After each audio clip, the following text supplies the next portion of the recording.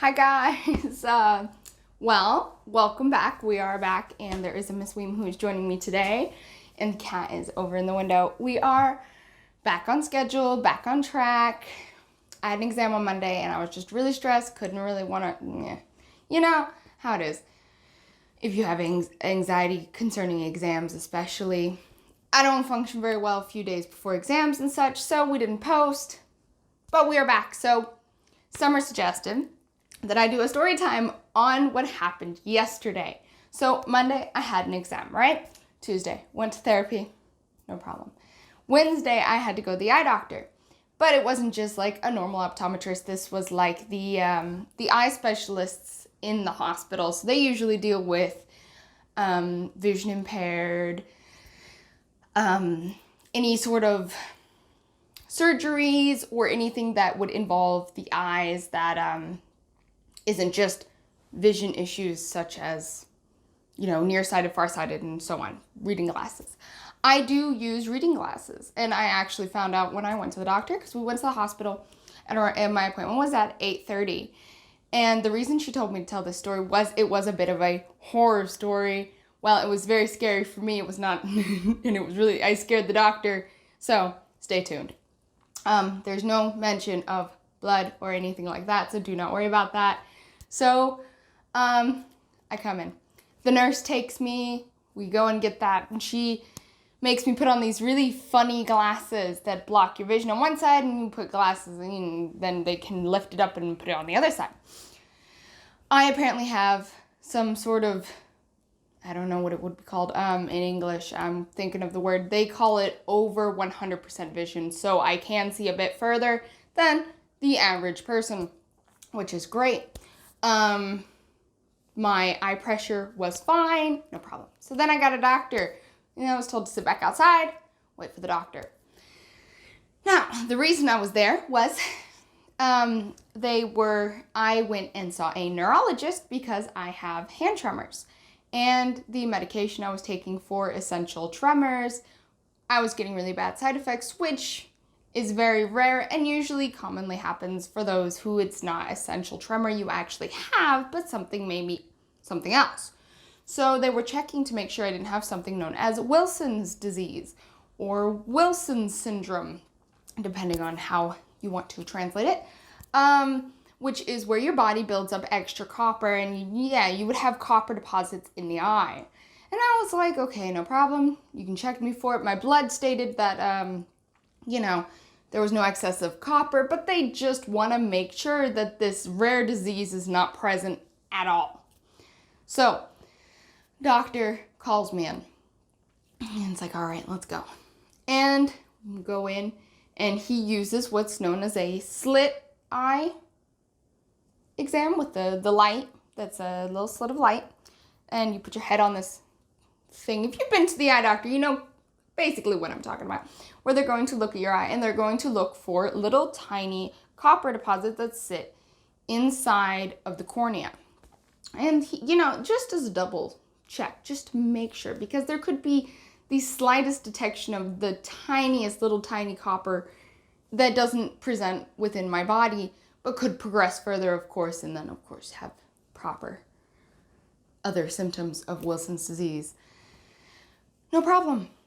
Well, so then he had to attach something known as a lens to your eye, which it looks like this. So it at the bottom, there's like a little contact lensy kind of thing,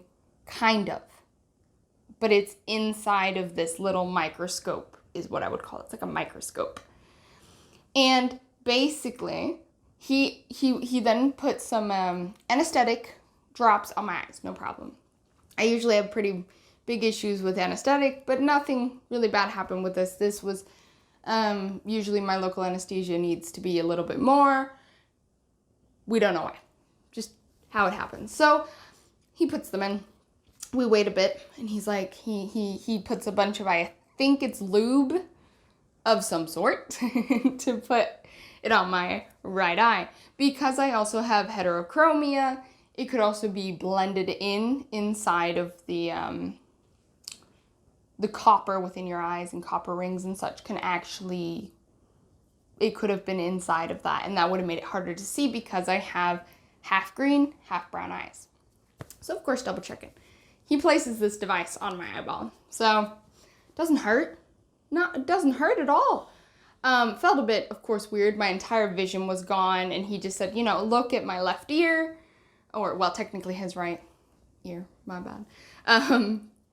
And I start feeling nauseous. And I was like hyperventilating, trying to calm myself down because my body went into some sort and state of panic. And he was like, okay, nausea is normal, completely normal. But it was to the point I couldn't focus on his ear, and my eyes started moving, he could not look at what he needed to look at. I was at the verge of fainting at that point. I was about to throw up anything that I knew, which I hadn't drank or eaten anything just yet, because it was just like, we got up, walked the dog out the door, because I didn't want to get up at 5 a.m. to be awake and ready. Not really my thing. So he has to eventually detach this thing from my eye because my body just, it wasn't going for me, and I fainted. And he doesn't, and of course, my hearing just started disappearing. I would muffled hearing or foggy hearing or however you want to call it. And I scared the crap out of this doctor. He's young, and that doesn't mean he's a bad doctor. He's just young, so, he's never experienced somebody faint during this kind of exam. So he brings me some water, and he asks if I'm okay, and I'm like, yeah, I felt so sick. I honestly felt like I had, when you stand up and you get really dizzy sometimes because of blood pressure change. Imagine that with a bunch of nausea, and then, of course, feeling like you're going to faint, and then you do faint. I was okay, no injury, did not fall out of the chair. All was good and dandy.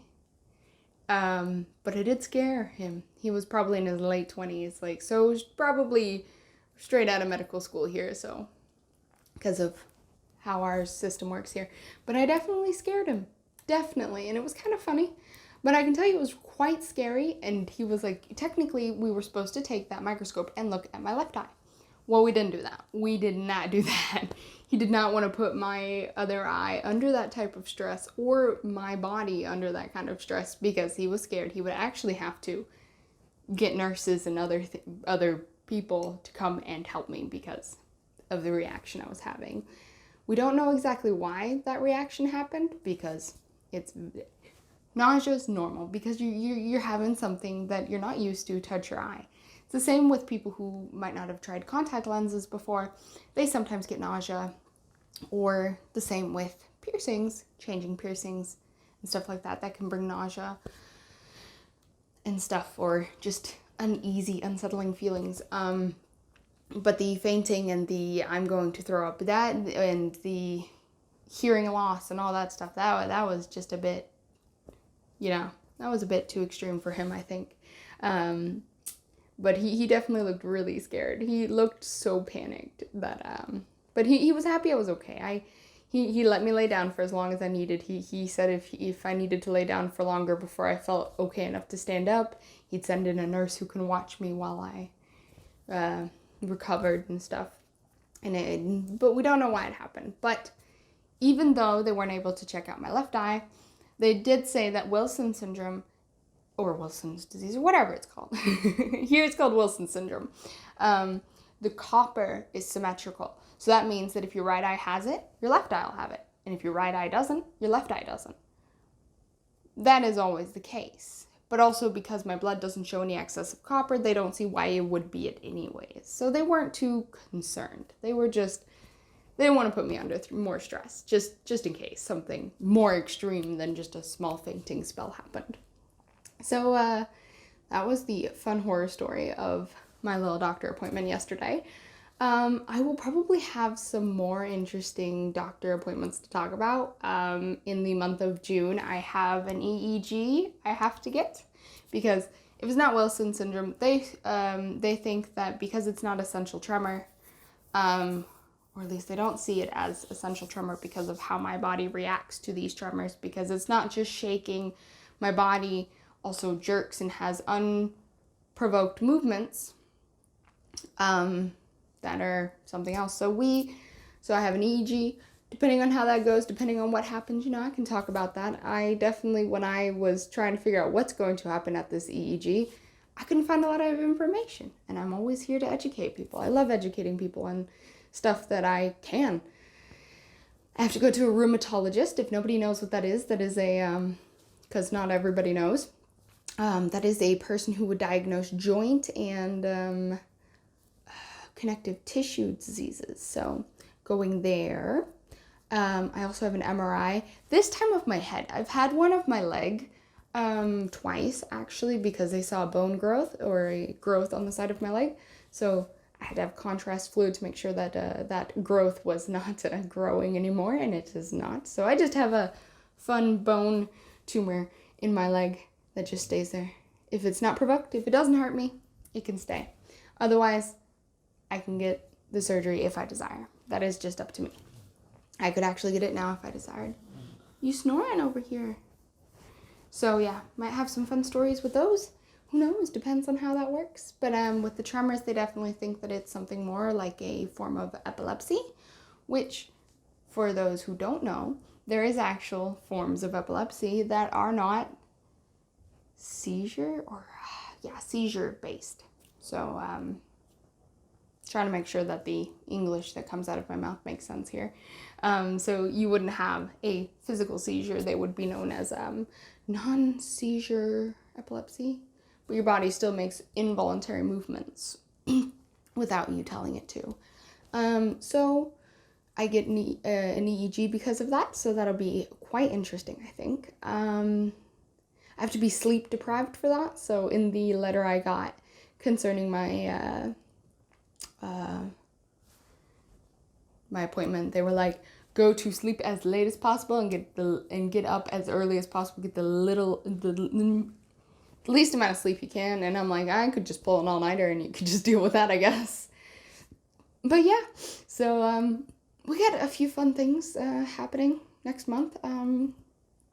Nothing too exciting, I don't think, because COVID still has we still have some COVID regulations here about how many people distancing, of course still distancing and such, but most things here are open to the public.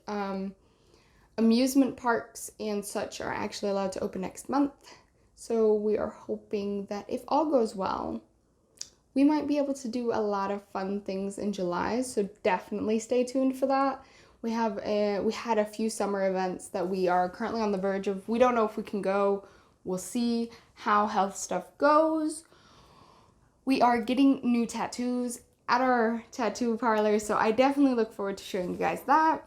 And she has 2 cute dogs, so definitely, if we can, we will try and see if we can record that. I hope you enjoyed this little type of horror story. It was horrifying for me, especially because I've never really fainted before. I've stood up and my blood pressure's dropped really bad where I fell over and lost all of my vision, but I was still, there. But definitely pretty scary. I definitely don't want to have a microscope or the contact lensy thing to look at my eye ever again. No, thank you. But at least, I was in a hospital, so I would have been taken care of. But yeah, I hope you guys have a great weekend, and we will see you next week. Bye.